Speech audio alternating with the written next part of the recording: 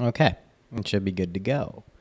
All right, welcome that's a weird way to start. Welcome to today's talk. We're going to be doing a VeChain update, and mainly what that means is we're going to be talking about token swap, the price of VeChain, Xnode binding, and specifically what steps one would need to take given your particular situation, whether you don't have any VeChain, whether you have some, whether you have an Xnode, whether you have a strength node, what kind of Xnode you might have, how you want to swap your tokens, and of course, we're going to be talking about the mobile app that just came out. So there's really not anything crazy going on right now. For those of you who don't know, currently the VEN tokens, the VEN tokens are ERC20 tokens, was run off the Ethereum blockchain. All that means is Ethereum has its own blockchain that you can create tokens on. These can then be swapped if at a later date a project launches its own blockchain. For instance, if VeChain, let's say hypothetically, launched their own blockchain on June 30th, 2018, they would then have a process after that for switching those ERC Ethereum tokens into the new VE Thor tokens. So this is actually happening. It's not hypothetical. And the way they're doing this, every project has its own way of doing this. The way VeChain is doing this is they're just saying, hey, the exchange is going to swap them for you. Sit back and relax. Don't worry about it. And remember, there's going to be a 1:100 ratio of VEN to eventual VET tokens. So that's important to remember. So the exchanges, all the big ones, will be handling this for people. If you have less than 6,000 VEN tokens, just leave them on an exchange if that's where they are. That's probably your easiest way of doing it. You can alternatively hold them in an Ethereum wallet and provide a snapshot. And we'll be going over how to do that for the people who have X nodes, because you do need to do a special process. So basically, if you just have less than 6,000, you're not an X node, you don't care about that, just leave them on an exchange. That's the easiest way to do it. You can also do it through the mobile wallet, which I will explain later, though.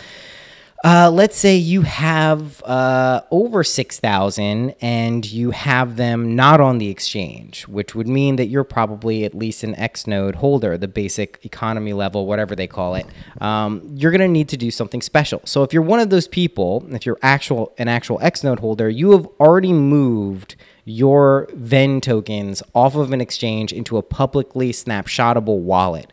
What that means is you either move them via MetaMask or a ledger or a unique address that you had onto another place. You shifted those tokens to another public address that the VeChain Foundation did a snapshot. I believe, when was the snapshot?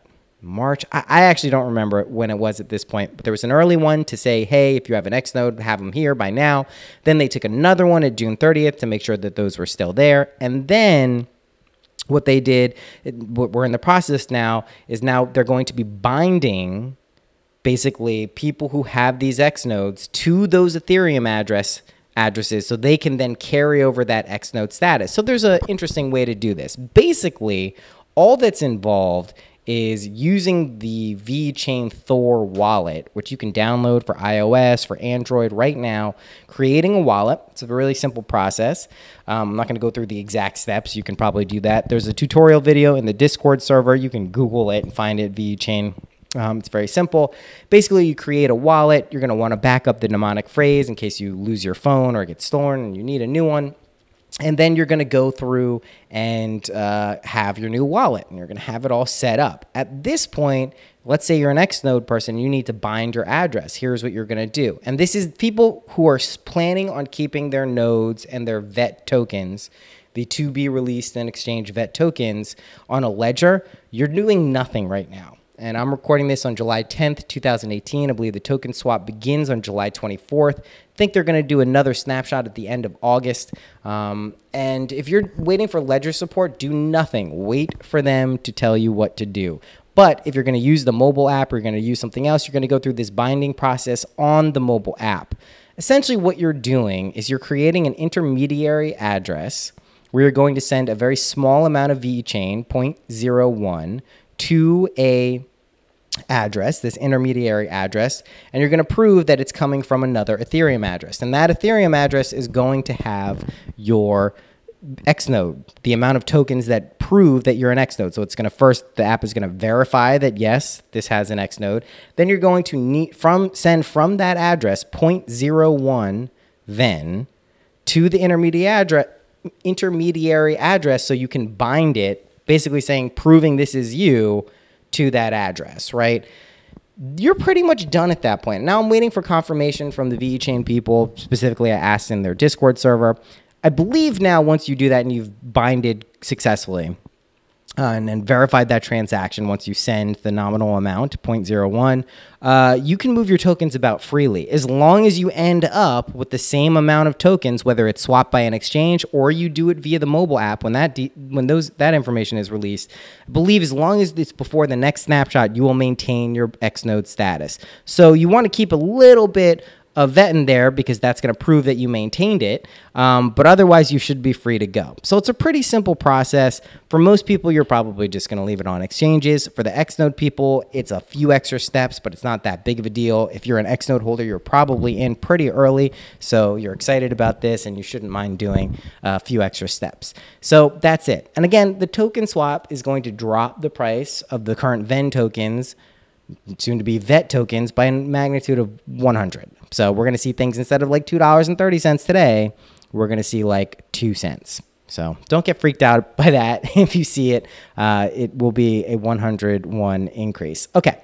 So let's talk about, since we talked about Xnode, binding, the token swap, let's talk about the price of VeChain.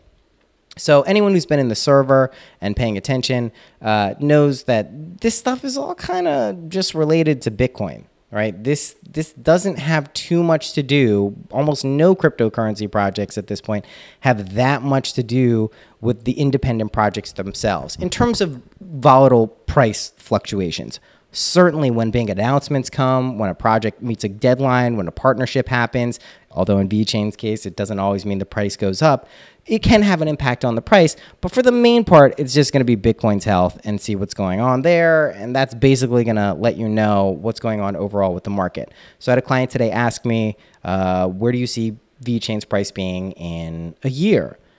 In an ideal world, I would like to see VeChain somewhere around the 7 to 8 cents mark in a year, or that would be a VET token. I think another important question is, what is Thor going to be valued at? How much Thor are you going to be generating? Is that going to be used like the utility token in a way that it actually creates passive income? That to me is the more pressing question, the more interesting of those. I really don't plan on selling much VeChain. If I have to, I will. If it gets to the point where I feel that it's not a viable project, I certainly will. But at this point, I'm pretty excited for the breadth and the scope of the partnerships that they have.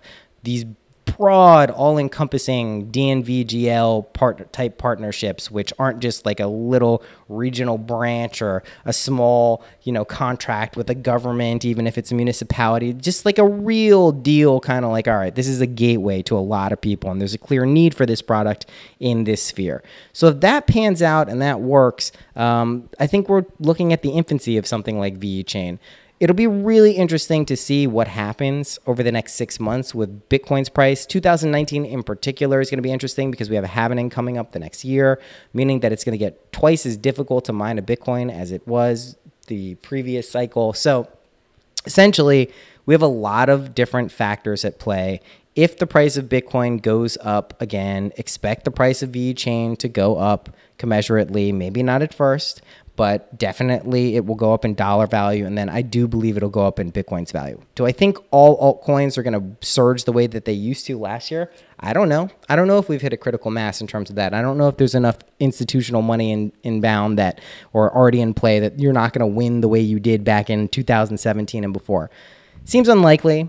If we think the trajectory of Bitcoin is parabolic and we think it's going to go up, which I do over time, I don't view this as a very realistic option that things are going to go down and down and down. Oh, shit, we just found this shitty thing. Totally possible, though. You can't say that these things are just going to go up forever. But really, if I'm looking at a year, I'm thinking, 3 times to 4 times the price of what we're looking at would feel good. Obviously, if Bitcoin is still low, I don't think that's quite realistic, but we need to see what realistically can be done once VeChain's mainnet is really in full operation. The tokens are there. The economy is fully underway. How that's working is going to be the most important determinant for the price and whether this is a viable project. I personally think it is. I think if you get in early, you're going to be rewarded, but who knows? We'll see. So that is it for today's talk, a brief talk. You guys in the Discord server, if you have any questions, I'll stick around for that. Otherwise, I'm going to clip this here for the YouTube people. Thanks for watching. I saw there were a few of you live. I'm taking time on a Tuesday afternoon. I feel you. All right. I will see you soon. Bye-bye.